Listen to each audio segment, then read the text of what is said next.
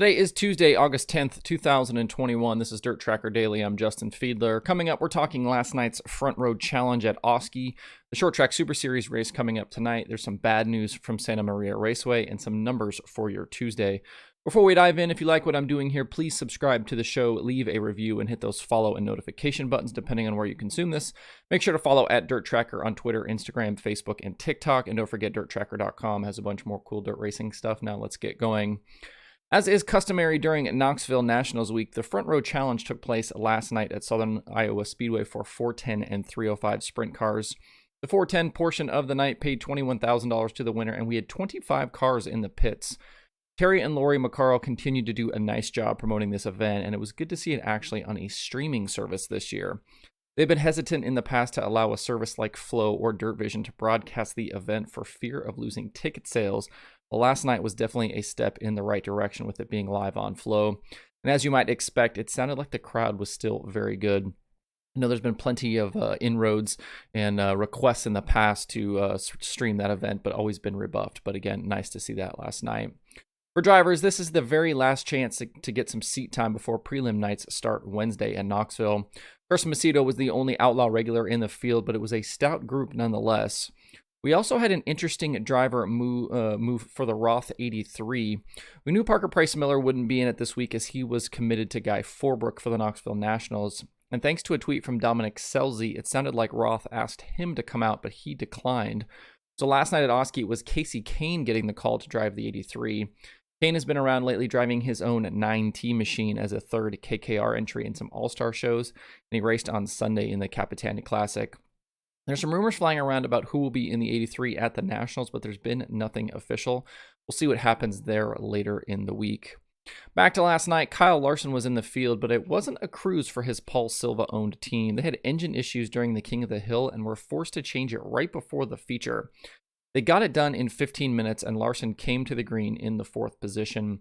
Out front, pole sitter Brian Brown led early, but with the fresh engine, the 57 was on the move. On lap 15, Larson made a strong pass on the top to grab the lead from Brownie, but it wasn't over just quite yet. On a restart with 6 to go, Brown challenged Larson into turn 1 and even briefly took the lead, but it didn't last long. Larson officially led the final 16 laps en route to the $21,000 win. Brown settled for second with Carson Macedo third, Anthony Macri fourth, and Kane in fifth. Larson yet again showed his incredible versatility behind the wheel. He won on the road course at Watkins Glen on Sunday in the Cup car and then showed up last night to Osky and won in the sprint car. He will compete all week in Knoxville, but will be back and forth on Saturday with NASCAR having practice earlier in the day before on the Indy road course. Colin Smith won the night's 305 sprint car race. Things are quiet at Knoxville today in terms of racing, but if you're in the area, there will still be plenty of things going on, including the Queen's Contest at 7 p.m., Outlaw Karts at English Creek, and a kickoff party at Dingus starting at 9. We officially crossed over the 100 pre-entry list, or 100 and pre-entry, can't even say it, 100 pre-entry number for the Nationals. So we'll see the next two nights how many actually get signed in. It's not uncommon to have more pre-entries than we actually end up with. We'll have a lot more on the Knoxville Nationals starting tomorrow. The Short Track Super Series North Region is in action tonight at Woodhull Raceway in New York for round 7 of the season. North Region winners so far in 2021 include Anthony Perego, Steve Payne, Matt Shepard, Jeff Strunk, and Stuart Friesen twice. Shepard and Perego are locked in a tight championship battle with only 9 points currently separating the two with 4 races still to go. Both drivers have 1 win apiece, but the difference right now is Shepard's 2 more top 5 finishes. Friesen, Andy Bicchetti, and Mike Mahaney complete the top 5 in the standings. The series hasn't raced at Woodhull since 2018, with Billy Van Pelt topping Shepard and Bicchetti for the win that night. Bicchetti, Ryan Godown, and Friesen are also all past winners at the track.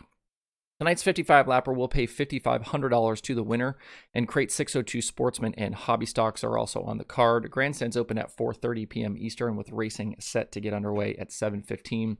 For more info on the event and the series, check out shorttracksuperseries.com.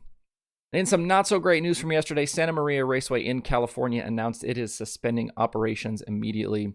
They've been battling permitting issues with the county and complaints from a nearby homeowners association, and were at a point where they could no longer afford the mounting legal fees.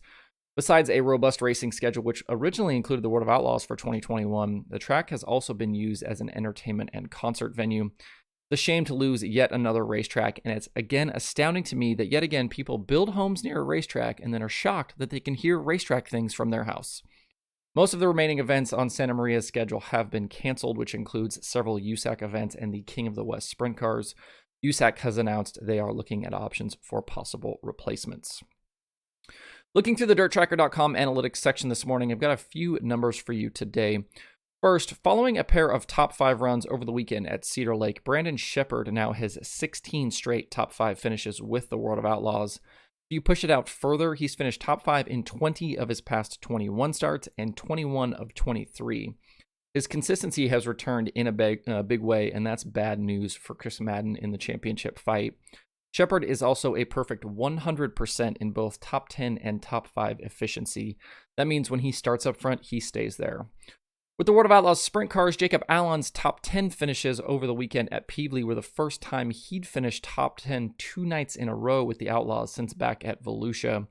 After he picked up that first Outlaw win at Dodge City last year, I wondered if he might be seeing a turn in his career, but this season has been disappointing for Jacob. Hopefully, Peevely is a step in the right direction for that Shark team. Looking at starting position for World of Outlaws sprint car winners in 2021, it pays to start in an even-numbered spot. 32 of 53 races have been won by a driver starting in an even-numbered position, which is 60% of races. 26 of those come from drivers starting either second or fourth. Are we seeing a trend towards the top maybe being better on starts? I'm not sure, but in 2019 and 2018, the most race wins came from the pole, but in 2020 and so far in 2021, more wins have come from the second place starter. Also, it doesn't pay at all to start fifth. No winners have come from fifth this season, and over the last 180 World of Outlaws races, only 4 times has a winner started there. You'd be better off actually starting in the 6th position, as 12 winners have come from outside row 3 over that same stretch. To see more stats and numbers like these, check out dirtracker.com/analytics. There are 5 shows on the streaming schedule for today. Flow Racing has that short track Super Series race from Woodhull and Flow 24/7. Speed Sport has modifieds from Willamette and IMCA action from Park Jefferson, and the second night of the Outlaw Karts at English Creek is live on the Cushion. To see the full daily streaming schedule with links to watch, visit dirtracker.com/watch tonight. Quick note before we close out today, I just want to say welcome to all the new subscribers that have joined the YouTube channel in recent days. The Aaron Reitzel Show turned out to be pretty dang popular, and we went from 1,800 subscribers to now over 2,500 in just a few days. That's really cool. Hopefully you enjoy what I'm doing here. Don't forget to also check out all the other ways you can keep up with Dirt Tracker. And if you'd like to contact me, you can email me at info@dirtracker.com. Questions and suggestions are always welcome. That's it for the show today. Hope you have a good Tuesday. If you have thoughts about the topics on today's show, please leave them in the comments below or tweet at me. Thanks everybody for tuning in. We'll see you tomorrow for more Dirt Tracker Daily.